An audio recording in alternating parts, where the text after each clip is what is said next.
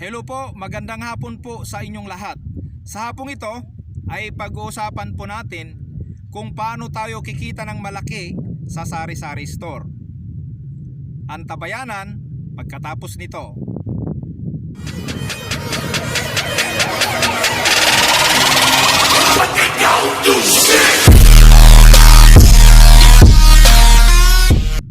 At heto na nga po, pag-uusapan po natin kung paano po tayo kikita ng malaki sa Sari Sari Store. Ang unang tanong, magkano nga ba talaga ang puhunan sa Sari Sari Store?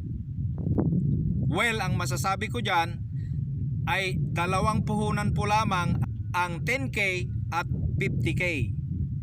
Dito sa 10K, isang maliit na puhunan ng Sari Sari Store, ngunit kikita pa rin ito ng malaki.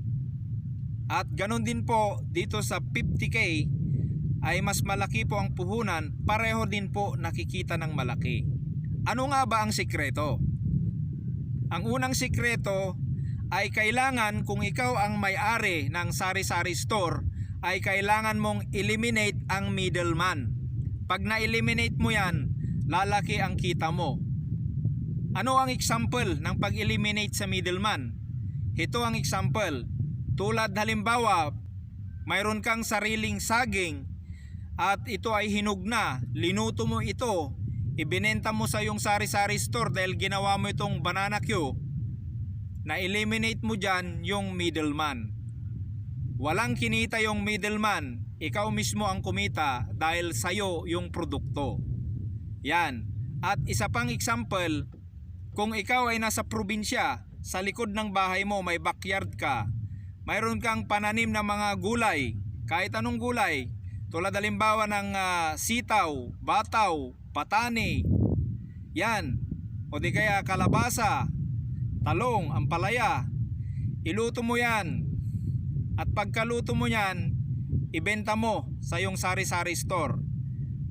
Wala kang middleman doon, na-eliminate yung middleman. Tiyak, maraming bibili ng iyong panindang gulay, yung panindang ulam.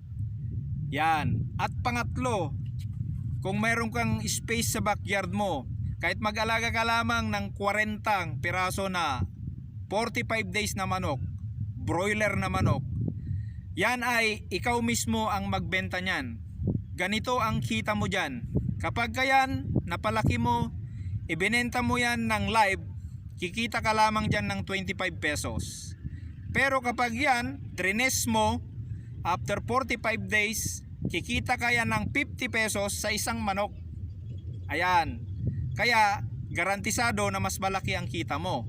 How much more, kapag kayan ay ginawa mo yan, iniluto mo, inihalo mo sa gulay mo, ibinenta mo, ginawa mong ulam, abay, siguradong kikita ka ng 75 pesos sa isang manok. Marami pang pamamaraan ng pag-eliminate ng middle class. Pero yan lamang po ang mabibigay natin na example para yung Sari Sari Store mo kumita ng malaki. At pangalawa, para lumaki ang kita mo sa iyong Sari Sari Store, ay kailangan mong maghanap ng mga wholesaler na mura ang bigay sa mga Sari Sari Store. Kapag nagawa mo yan, na ibaba mo yung presyo ng retail mo sa mga supermarket, lalaki ang kita mo. Yan ang pangalawa. Kagaya ng mga nagko-consignment, marami dyan sa atin. Yung mga nagko-consignment dyan ng mga soft drinks, yung mga hopya, minsan yung mga chichirya, napakalaking advantage para sa iyo yan. I-grab mo yung opportunity na yan kasi wala kang puhunan dyan. At higit sa lahat yung presyo medyo mababa lang at hindi ka na namasahe para bumili pa sa bayan.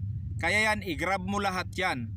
Yan ang mga sikreto kung paano ka kikita ng malaki sa iyong Sari Sari Store. Marami pang sikreto. At ang isa pang mga sikreto, taglayin mo yung qualities ng owner ng Sari Sari Store.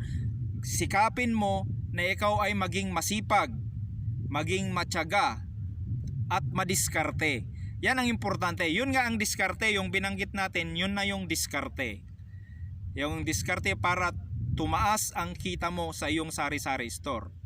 At pangalawa dyan, nataglayin mo, wag kang magpapautang. Iwasan mo muna yung utang lalo na pag nagsisimula ka. Hindi advisable yung utang. At pangatlo, isipin mo na ikaw ay customer din sa iyong sariling Sari Sari Store. Huwag kang kukuha sa iyong Sari Sari Store na hindi mo ibabalik yung tubo ng iyong binili. Kailangan kapag kumuha ka ng items sa iyong Sari Sari Store, bayaran mo. Bayaran mo rin kagaya ng mga customer para yung Sari Sari Store mo hindi siya babagsak. Kasi kapag kuha ka ng kuha sa iyong Sari Sari Store ng mga items at hindi mo binabayaran, babagsak ang iyong Sari Sari Store. Kaya yan ang pinaka-iwasan mo sa iyong Sari Sari Store. Kailangan ng, in short na salita, kailangan disiplina para magtagumpay ka sa iyong Sari Sari Store. At isa pang gagawin mo, kailangan yung mga income mo, kinikita mo sa Sari Sari Store mo, wag mong ilalagay yan sa bangko. Ang maaari mong gawin dyan ay ibili mo ng mga items mo na pwede mo munang isantabi at darating ang araw na kapag tumaas ang presyo, pwede mo yang ibenta. Pwede mong ibenta at wag ka nang laging punta ng punta doon sa mga supermarket kasi mayroon kang stock. At kapag tumaas ang presyo, nabili mo yan sa murang presyo, lalaki din ang income mo. Yan ang mga sikreto rin sa Sari Sari Store. At kailangan, isa rin na importanteng dapat mong gawin ay kailangan marunong kang mag-accounting. Alam mo kung magkano ang ibinibili mo ng iyong produkto, alam mo kung magkano ang nabebenta mo, at alam mo kung magkano ang kita mo. At higit sa lahat, alam mo kung magkano lang ang gagastusin mo sa iyong buhay. Wag mong gagalawin ang iyong puhunan. Yan ang pinaka-importante sa pagnenegosyo ng Sari Sari Store. Kaya yan lamang po ang i-subscribe mo na yan at pindutin mo yung notification bell para lahat ng mga video ko ay manotify ka. At i-share mo na rin, i-likes at mag-comment ka at handa kitang sagutin. Ako po si Mr. Bernard Tubera Gabaon, nagsasabi sa inyo na God bless nyo pong lahat.